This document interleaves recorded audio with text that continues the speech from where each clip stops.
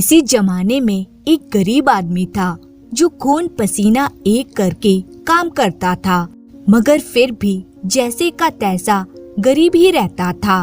अब उसने अपना शहर छोड़ किसी दूर दराज के शहर में जाकर रोजी कमाने का फैसला कर लिया। उसने अपने परिवार से विदा ली और चल पड़ा। वे कुछ ही दिनों में शहर में पहुंच गया और काम काज की तलाश में घर घर द्वार द्वार चक्कर काटने लगा। वे कभी किसी काम से इनकार न करता और हर काम को बहुत अच्छी तरह और बहुत ध्यान से करता। अपनी कमाई में से वे सिर्फ उतना ही खर्च करता जितना पेट भरने के लिए जरूरी होता और बाकी एक छोटी सी थैली में ये सोचते हुए रख देता कि मैं थोड़ी सी मेहनत और करूँगा, थोड़ा पैसा और बचाऊंगा और फिर अपने बीवी बच्चों के पास लौट जाऊंगा। इस तरह वे कई वर्षों तक लगातार कड़ी मेहनत करता रहा और उसने 1,00,000 रुपए बचा लिए। एक गरीब आदमी के लिए तो ये बहुत बड़ी रकम थी, इसलिए वे इस बारे में चिंता करने और सोचने लगा, अगर किसी कारण मेरी ये रकम खो गई तो इसे अपने साथ साथ लिए फिरना तो बेवकूफी होगी, क्योंकि मुझसे ये गुम हो सकती है। अगर किसी चोर को पता चल गया तो वह मुझे मारकर मेरी जमा पूंजी लूट लेगा। घर में इसे छिपाना भी ठीक नहीं होगा, क्योंकि वहाँ से भी गायब हो सकती है। हो सकता है कि कोई इसे छिपाते हुए मुझे देख ले।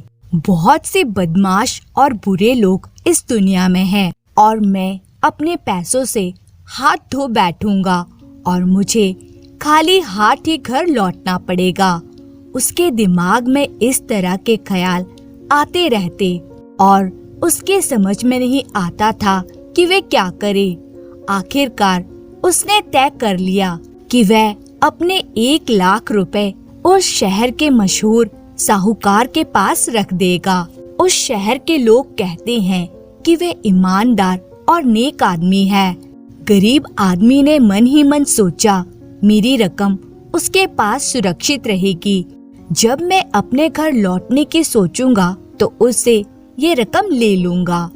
गरीब आदमी ने इस तरह अपने मन में तर्क वितर्क किया और ऐसा ही सोचकर वे साहूकार के पास पहुंच गया। साहूकार ने उससे पूछा कि तुम यहाँ किस लिए आए हो?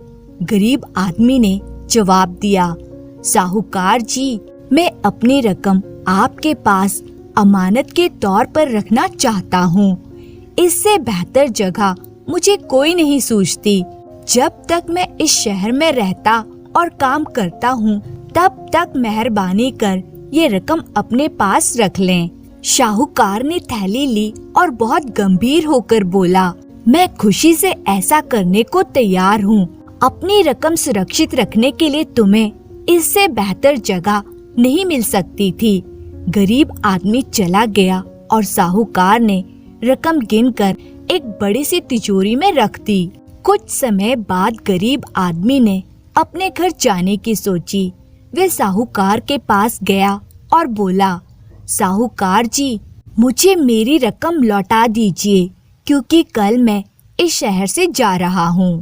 साहूकार ने उसे गौर से देखकर पूछा, तुम किस रकम की बात कर रहे हो? साहूकार जी, वही 1,00,000 रुपए जो मैंने आपके पास अमानत के तौर पर रखे थे। साहूकार चिल्लाया, तुम्हारा दिमाग खराब हो गया है क्या? कब तुमने मुझे वो रकम दी थी? वाह, ये भी खूब रही। 1,00,000 रुपए। तुम्हारी 7 पीढ़ियों में किसी ने भी 1,00,000 रुपए नहीं देखे होंगे। तुम्हारे पास कहाँ से आएंगे 1,00,000 रुपए? गरीब आदमी ने साहूकार को याद दिलाने की कोशिश की कि कब वे उसके पास रकम लेकर आया था और उनके बीच क्या बातचीत हुई थी, मगर साहूकार ने उसकी एक न सुनी। साहूकार ने गुस्से से पैर पटके और अपने नौकरों को आवाज दी, यह कोई उठाई गिरा है, इसे मार पीट कर मेरे घर से निकाल दो। साहूकार के नौकर गरीब आदमी पर टूट पड़े। उन्होंने बहुत निर्दयता से उसकी पिटाई की और उसे घर से बाहर निकाल दिया। गरीब आदमी हाथ मलता और आंसू बहाता हुआ बाहर सड़क पर चल पड़ा और बोलने लगा, मेरी सारी मेहनत गई, मेरी सारी जमा पूंजी लुट गई। वह दुखी होता हुआ दोहराता रहा, लालची साहूकार ने मुझे लूट लिया। उसी समय एक औरत उसके पास से गुजरी। इस गरीब आदमी को रोते और आहें भरते देखकर उसने गरीब आदमी को डांटते हुए पूछा, क्या बात है भाई, तुम हट्टे कट्टे मर्द हो, तुम बच्चों की तरह क्यों रो रहे हो? गरीब आदमी दुखी स्वर में बोला, अरे मेरी बहन, काश तुम्हें मालूम होता कि मेरे साथ कैसा धोखा हुआ है। मैं कई वर्षों से अपनी ताकत से ज्यादा काम कर रहा हूँ, न कभी भर पेट खाया और न कभी पूरी नींद ली। बहुत ही मुश्किल से मैंने 1 लाख रुपए बचाए थे। अब मैं वे सारी की सारी रकम खो चुका हूँ। अगर तुम्हें ये मालूम हो जाए कि ऐसा किस तरह हुआ है तो तुम मुझे इस तरह नहीं डांटोगी।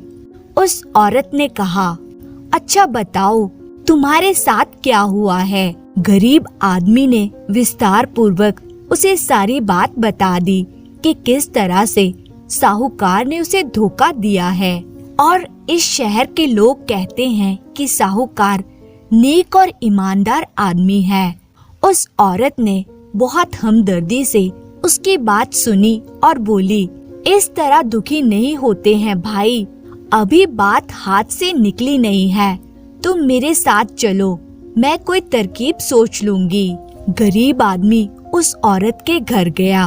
औरत ने घर में रखा हुआ एक बड़ा सा डिब्बा हाथों में लिया और फिर अपने बेटे से बोली, बेटा मैं इस आदमी के साथ साहूकार के पास जा रही हूँ, थोड़ी दूरी पर तुम हमारे पीछे पीछे आना और यह कोशिश करना कि तुम पर किसी की नजर न पड़े। जब हम साहूकार के घर पहुँच जाएं, तो तुम तब तक छिपकर इंतजार करना जब तक साहूकार इस आदमी की रकम ना लौटा दे। जब साहूकार इस डिब्बे को लेने के लिए हाथ फैलाए तो बेटा तुम भाग कर आना और कहना, पिताजी अपने ऊँटों और माल के साथ वापस आ गए हैं। लड़के ने कहा, ठीक है माँ, मैं ऐसा ही करूँगा। औरत ने डिब्बा अपने सिर पर रखा और गरीब आदमी को साथ लेकर साहूकार के घर की ओर चल पड़ी। इस औरत का बेटा कुछ दूरी पर उनके पीछे पीछे चलने लगा। वे दोनों साहूकार के घर पहुंच गए। उस औरत ने गरीब आदमी से कहा, मैं पहले अंदर जाऊंगी और तुम कुछ देर बाद अंदर आना। वह औरत घर में दाखिल हुई। साहूकार ने उसकी ओर तथा उसके सिर पर रखे हुए बड़े से बक्से को देखा और बोला, बहन किस काम से यहाँ आई हो? औरत ने जवाब दिया, साहूकार जी, शायद आपने मेरा नाम सुना हो।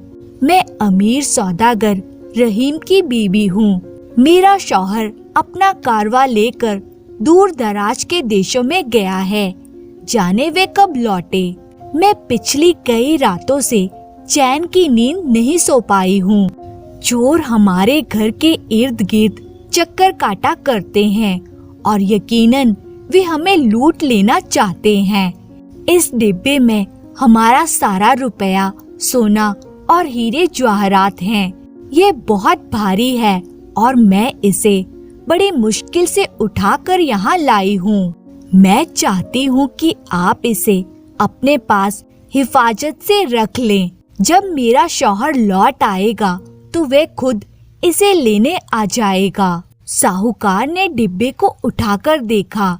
जब उसने उसे बहुत भारी पाया तो लालच से उसके हाथ कांपने लगे। उसने सोचा, इस डिब्बे में कम से कम 40 या 50 लाख रुपए तो होंगे ही। इसके अलावा बहुत से हीरे जवाहरात भी होंगे। मैंने सुना है कि ये रहीम बहुत अमीर आदमी है। तब उसने उस औरत से कहा, अच्छी बात है बहन, मैं तुम्हारी दौलत अपने पास अमानत रखूंगा। तुम यकीन मानो कि यहाँ वे बिल्कुल सुरक्षित रहेगी। तुम्हें अपना एक एक रुपया ज्यों का त्यों मिल जाएगा। मगर औरत ने साहूकार के हाथ से डिब्बा लेते हुए कहा, ये मुझे सचमुच ही वापस मिल जाएगा ना? साहूकार बोला, इसमें तो शक की जरा भी गुंजाइश नहीं है। सारे शहर में मेरी ईमानदारी और नेकी की धाक है। उसी समय वे गरीब आदमी अंदर आ गया। उसे देखकर साहूकार बहुत खुश हुआ। भगवान ने जैसे खुद ही उसे यहाँ भेज दिया हो। साहूकार ने अपने मन में कहा, इस औरत के सामने अपनी ईमानदारी का सबूत पेश करने का ये सबसे बढ़िया मौका हाथ लगा है। मैं इस भिखमंगे को उसके 1 लाख रुपए लौटा दूंगा और इस औरत से रुपयों और हीरो से भरा डिब्बा ले लूंगा। इस काम के लिए 1 लाख रुपए खुशी से कुर्बान किए जा सकते हैं। तब साहूकार उस औरत से बोला, मेरी बहन, मैं फिर दोहराता हूँ कि साहूकार के घर से बढ़कर सुरक्षित और भरोसे की कोई दूसरी जगह नहीं है। तुम्हारे घर के मुकाबले में ये डिब्बा मेरे पास कहीं ज्यादा सुरक्षित रहेगा। जब तुम्हारा शौहर लौट आए या जब तुम खुद चाहो आकर अपने इस डिब्बे को वापस ले सकती हो। साहूकार के नौकरों और उसके दीवान खाने में हाजिर सभी लोगों ने ऐसे सिर हिलाया मानो कह रहे हो कि साहूकार बिल्कुल सच कह रहा है और उसके हर शब्द पर भरोसा किया जा सकता है। साहूकार ने उस समय ऐसा ढोंग किया कि जैसे गरीब आदमी पर उसकी नजर अभी अभी ही पड़ी है। वे बड़े उत्साह से बोला, अरे ये देखो, ये रहा वे आदमी जिसने अपनी सारी जमा पूंजी यानी 1 लाख रुपए मेरे पास रख दिए थे। इसने आज सुबह ही मेरे पास आकर अपनी रकम वापस मांगी थी, मगर मैं इसे पहचान न पाया। मैंने इसे चोर समझा और रकम लौटाने से इनकार कर दिया। अगर कोई इसे अच्छी तरह जानने पहचानने वाला आदमी इसकी पहचान कर दे तो मैं फौरन इसे इसकी रकम लौटा दूंगा। औरत बोली, साहूकार जी, हम तो लगभग 2 साल से इस गरीब आदमी को जानते हैं। ये बहुत दूर से इस शहर में आया था और तभी से बड़ी सख्त मेहनत कर रहा है। कुछ समय तक इसने हमारे घर में भी काम किया है। यकीन मानिए कि इसने बहुत ही मेहनत से पैसा कमाया है, इसलिए तो इसके हाथों में भी गड्ढे पड़ गए हैं।